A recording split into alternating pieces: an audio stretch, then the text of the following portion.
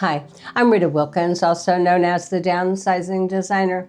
So I used to think that doing it all made the holidays magical until I finally slowed down. So this video today is about the art of slowing down, why and how letting go can change everything for you. So every year around this time, everything begins to speed up. The invitations, the obligations, the endless to-do lists. And you tell yourself, you're going to do something different this year and that you'd like to keep it simple, stay focused on what truly matters. But before you know it, your calendar is full, your credit card might get a little stretched, and your energy is running on fumes. So I know this pattern all too well because for many years I said yes to almost everything during the holidays. Dinner, invitations, gift exchanges, parties, events, decorating, baking, volunteering, you name it. All of those things creating joy for others. But somewhere along the way, I realized that I had lost my own true joy and the true meaning of what the holidays were all about. So it's not that any of these things are bad, because they're not. They're wonderful, just done in moderation. But when you're moving from doing more, giving more, saying yes more, trying to make everyone happy, something essentially gets lost. And that's your peace and your sense of balance. And that's when I began to understand what I call the art of slowing down. You can't fully enjoy the moments if you're rushing through them. So this season, what if you let go of the holiday hustle? What if you create a space to breathe, to reflect, and also just to savor the moments? So slowing down isn't about doing nothing. It's about choosing what matters and being intentional. So time clutter is a hidden mess that you just can't see. So we all know what clutter looks like, and that's the piles of paper, the overstuffed closets, the overflowing drawers. And there's another kind of clutter that's even harder to see, and that's just as exhausting. It's called time clutter. So time clutter is what happens when you fill every single moment of your life with commitments, activities, and noise until there's no white space left on the calendar for you or your peace of mind. So during the holidays, time clutter shows up as saying yes to, 5 things in 1 week, over spending on gifts that you really can't afford, or taking on traditions that no longer enjoy, or trying to make everything so perfect. So if this sounds familiar, time clutter kind of sneaks up on us. It disguised as generosity, as good intentions, but what if it really robs us of presence, energy, and also meaning? So you've heard the saying, when everything matters, nothing matters. So I once spent an entire December running from store to store, wrapping gifts until midnight, and collapsing in bed each night with that to-do list that never seemed to end. So that on Christmas morning, I remember sitting in my beautifully decorated living room and feeling nothing but exhaustion. That was my wake-up call.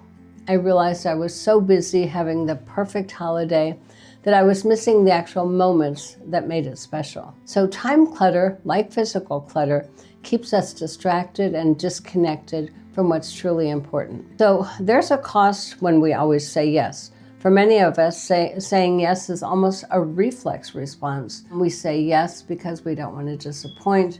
We say yes because we're afraid of missing out, or we say yes because we think we're supposed to do it. But yet every yes comes with some sort of cost. And when you say yes to everything, you're often saying no to yourself, no to the rest, no to joy, no to time with the people that matter most to you. So over time, that cost really adds up. And the result is burnout, resentment, a sense of going through the motions without truly living them. So there's a difference between a heartfelt and an habitual yes. A heartfelt yes is light, it's bright, and it's joyful. A habitual yes feels heavy, pressured, and also draining. So learning to tell the difference is one of the greatest gifts of midlife, and one of the most liberating lessons that I've learned. So a graceful no is one of the kindest gifts that you can give to yourself and to also those that you love. Because you stop saying yes to everything, you make space for what truly matters to you. So there is also an art in saying no gracefully. Let's be honest, saying no isn't always easy, especially for those who have spent a lifetime saying yes. But saying no doesn't make you selfish, it makes you more self-aware. And when you say no with kindness and with clarity, people actually respect it. So there was an instance recently where I invited a friend to a very high-end event, and she was laboring about it, and finally she said, "Rita, it's just not me. I really appreciate the invitation, and I knew that, but I invited her anyway." And she ended up not going, and I truly respected her saying no. So when you say no, they might feel relieved because it gives them permission to do the same. So here are a few gentle ways to say no without guilt or without apology. So thanks so much for thinking about me this year. I'm going to keep things simple so I might be more present with my family. And then another one might be, that sounds lovely, but it's not me. It's not what I really want to do with my time this holiday. Or I've promised myself I'd say yes only to things that truly align, and I hope that you'll understand. So notice how these responses honor both your boundaries and also the other person's feelings. The truth is, you can say no and still be kind, and you can also be kind of loving and generous with that no. In fact, your no might actually inspire someone else to protect their peace also. So every no to what doesn't matter is a yes to what does. And when you release the guilt that often follows, you'll discover that no can feel like as freeing as decluttering your closet. So it opens up space, emotional and mental, for what truly fills you up. So creating white space in your life. So in my design world, when I use white space, it isn't wasted space, it's actually making everything else stand out. So the same is true in life. You need empty shelves to make your home feel peaceful, and you need empty hours on your calendar to make your days feel more meaningful. It gives you time to breathe, to think, and also simply to be. So this holiday, what would it look like to create more white space on your calendar? Maybe it's attending one meaningful gathering instead of 5.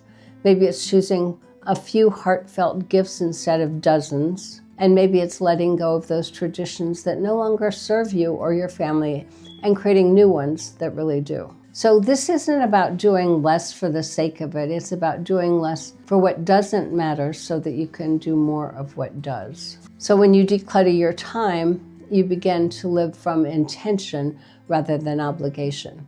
You start to design a life that feels good on the inside, not just the one that looks good from the outside. And there's definitely beauty in that slower life. There's something magical that happens when you slow down. You notice things again. The way the morning light filters in through your kitchen window, the quiet sharing of tea with a friend, or the laughter of your grandchildren. So slowing down helps you return to yourself. It reminds you that joy isn't found in doing more, but in being more present. So that true abundance has nothing to do with how much you spend, but how much you savor. So I often tell my clients that slowing down is actually the ultimate luxury. It's the moment that you stop chasing and start appreciating. It's the gift of noticing the life that you already have and realizing that it's perfect and it's enough. And isn't that what the holidays are supposed to be? Presence, gratitude, connection, and love. As you move into this holiday year, I want to invite you to pause and to say yes and ask yourself these 3 questions.